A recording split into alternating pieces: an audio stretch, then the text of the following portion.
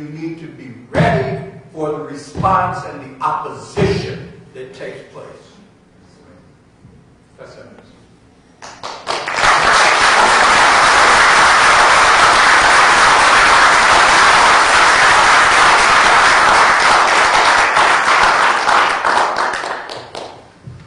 Most of the things I would have wanted to say have already been said.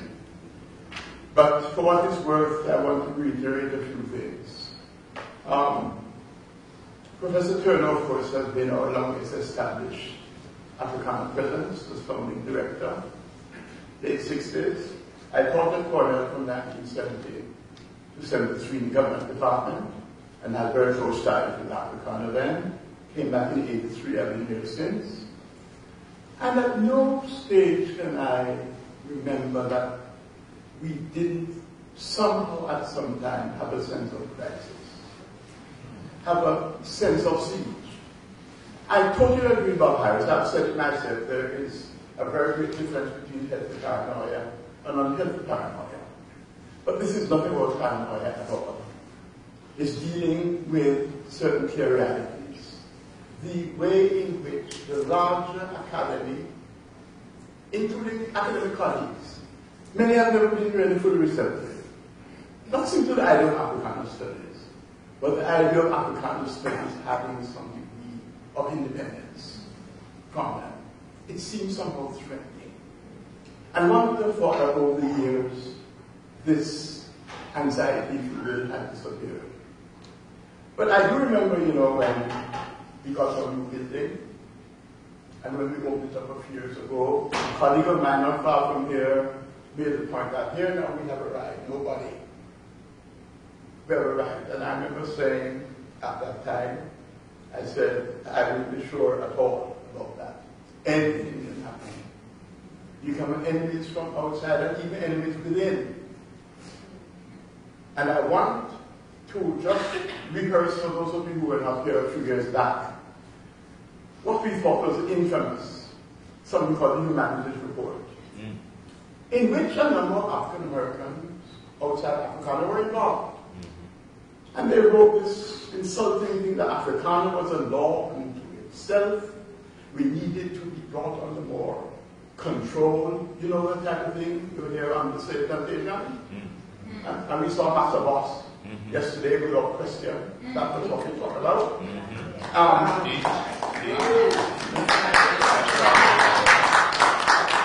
And we opposed it. And I remember saying what I said, how many of you have ever done research? I said, one of them said we should be part under American studies. Would you believe me? So he said, have you really studied our curriculum? We teach Africa. We teach the Caribbean. We teach Afro-America too. The only mission you could be is an imperialistic mission if you believe that Caribbean and African studies should fall in the ambit of American studies.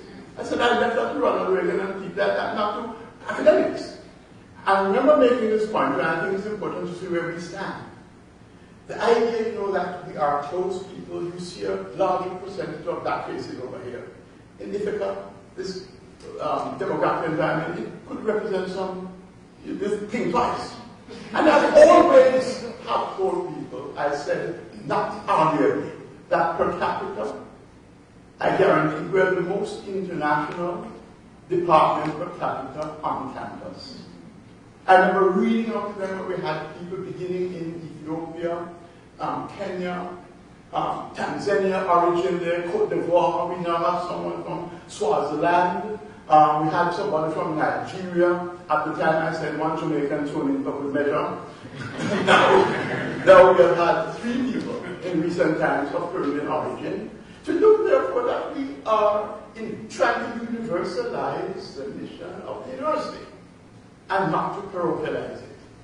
And I, like my colleagues, was stunned yesterday when we were informed of these changes.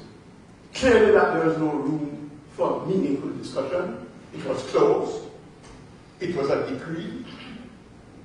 It was, as Professor Harris said, we asked to hold back the 2 days so we could assimilate it. No, it has to go tonight.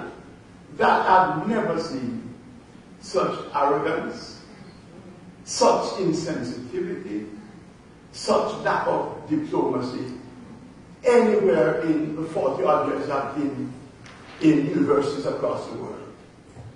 That is something that I would never, ever forget. And I am prepared just to reflect on some important socio-psychological underpinnings of that type of behavior. Right. I need not say more. Right. Okay.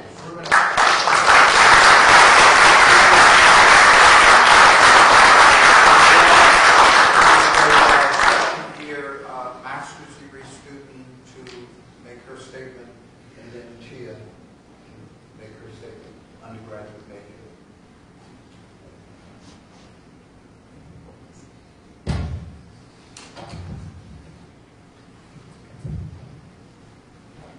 Good afternoon. Good afternoon.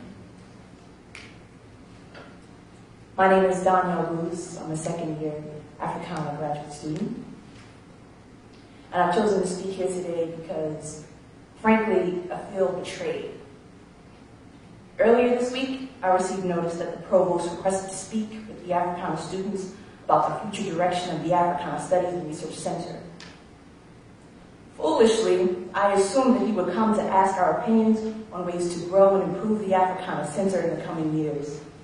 I knew the PhD program was already being established. I had great ideas and suggestions, and I knew my peers did as well. I was hopeful and curious.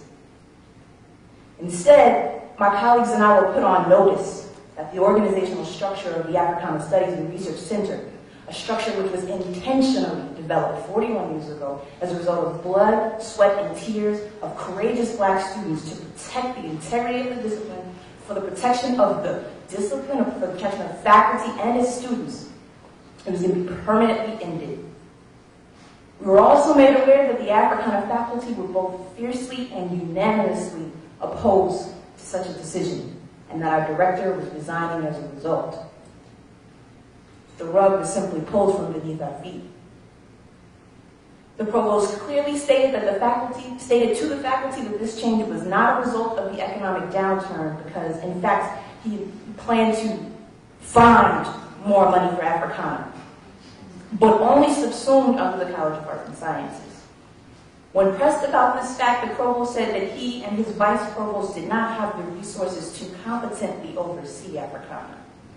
Strangely, he was unwilling to consider efforts that would give his office the capacity to maintain the current structure of the center and offer adequate support. It leads me to believe that the provost could very well find resources to support Africana and even grow it under the present structure. He simply chooses not to. Under the College of Arts and Sciences, the provost conceded that in order to grow Africana there, resources would need to be redirected from other programs and departments. I reject the notion he is offering that in order for Africana to exist, we must devour resources or take the places of others here. There is space at Cornell for all of us. I see through this divide and conquer strategy and understand that if placed under the College of Arts and Sciences today, we might have money, resources, and faculty. They might. But tomorrow, it may be us who are cut to make room for a new program or department or whatever else is in vogue for this provost. The provost can promise on every star that he intends to protect Africana once subsumed under the College of Arts and Sciences, but even he admitted he will not be leaving the university forever. The restructuring of Africana opens the door to destruction. At minimum, there will be severe downsizing. Don't let anybody tell you otherwise. I'm a youth in the era of Obama, which means I'm about change, right?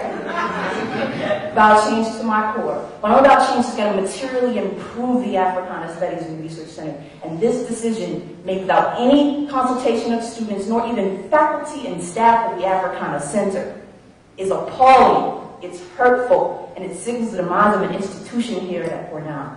I stand with many students here, graduate and undergraduate, when I say the Provost's office will not destroy the Africana Center without a fight. The fight to create the